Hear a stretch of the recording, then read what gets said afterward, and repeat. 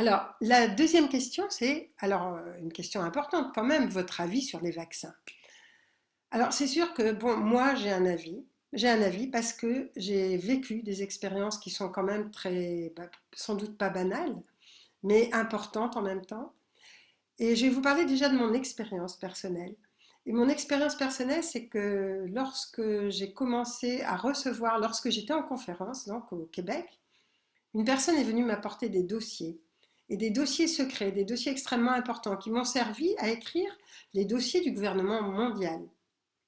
À cette époque, il n'y avait pas grand-chose sur le sujet, à part Guylaine Lanctot, le livre jaune, donc, qui déjà parlait de ces sujets-là, mais il n'y avait que ça, en tout cas en langue francophone. Et ces dossiers, quand je commençais à les consulter, je me suis aperçue qu'il y avait des choses qui étaient extrêmement fortes, étonnantes, et qu'on parlait du futur de l'humanité. Donc, dans ces dossiers secrets, le futur de l'humanité était déjà prévu. Donc, il était prévu, vous savez qu'à l'époque, donc à l'époque où j'ai reçu ces dossiers, par ce groupement de journalistes indépendants formé par Serge Monast, quand j'ai reçu ces dossiers, donc, on mettait les puces uniquement sur les chevaux de course. Mais il était prévu que les puces, évidemment, soient mises chez les humains. Quand j'ai écrit ça, tout le monde a dit mais tu rigoles, ça n'arrivera jamais, mais tu plaisantes, c'est quoi cette histoire? Bon, ok. Et puis vous voyez bien qu'aujourd'hui c'est arrivé.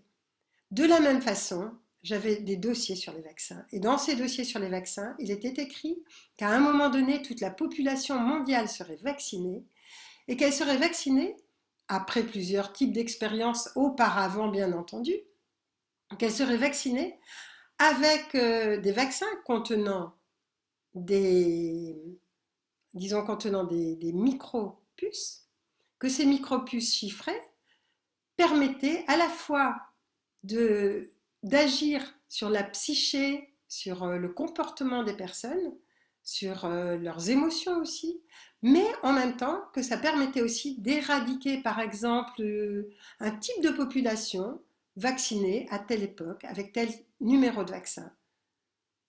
Donc vous voyez, c'est ce qui était prévu. C'est ce qui est en train de nous être proposé. Donc je ne vous dis pas vaccinez-vous, ne vous vaccinez pas, faites ce que vous voulez, mais ayez du bon sens. Alors quand je parle de bon sens, vous allez me dire, bon, ben, effectivement, et alors qu'est-ce qu'on fait? Faites ce que vous pouvez, mais je vais vous donner quand même, je vous donnerai quelques indications, bien entendu. Il y a quand même des articles de loi qui font, depuis la dernière guerre, qu'on n'a pas le droit de toucher à un corps, de toucher à notre corps sans notre consentement. Donc c'est important. Il y a un deuxième article qui est sorti sur le fait que ces vaccins contenant un aluminium qui dépasse largement les normes autorisées, on peut le refuser. Bon, ça c'est des propositions, mais il y en a certainement beaucoup d'autres que vous allez trouver, que nous allons trouver. Ce que je voulais vous dire aussi à propos de bon sens, c'est que regardez bien quand même quelque chose d'étonnant. Vous avez un milliardaire qui fait partie de ces 1% qui dirigent le monde et qui vient de proposer de vacciner toute la population mondiale, alors que quelques mois ou un an auparavant, il déclarait que la population mondiale était beaucoup trop nombreuse pour la planète Terre. Donc est-ce que vous ne trouvez pas qu'il y a quelque chose d'aberrant, de complètement d'un non-sens dans ce qui est proposé à ce moment-là? Est-ce que vous croyez vraiment que ce soit pour le bien de l'humanité? Surtout que cette personne n'a jamais fait vacciner ses enfants. Troisième chose, c'est le discernement. En ce qui concerne les vaccins, mais n'importe quoi d'autre. Le discernement. Je vais vous donner un exemple. Par exemple, le professeur Raoult fait des propositions qui sont tout à fait valables, qui sont très intéressantes et qu'on aime beaucoup. Donc on aime le professeur Raoult parce qu'en fait, il amène une solution. Donc c'est chouette. Maintenant, si ce professeur, qui est quand même spécialisé dans les virus, vous dit ah mais ça y est, on a trouvé le vaccin, faites-vous vacciner. Est-ce que vous allez le faire?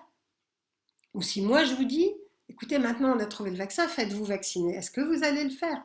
Non, parce que vous ne ferez que ce que vous avez envie de faire. Gardez votre libre arbitre. Ça n'est pas parce qu'on aime une personne, ça n'est pas parce qu'on la trouve géniale dans un domaine que forcément on va la croire dans tous les domaines. Donc surtout, gardez votre liberté et gardez confiance en vous, confiance en votre âme et en ce qu'elle doit faire si ça n'est pas guidé par la peur. Alors évidemment, la peur peut vous faire croire que c'est votre âme qui vous parle, mais non. Donc faites bien attention à ça.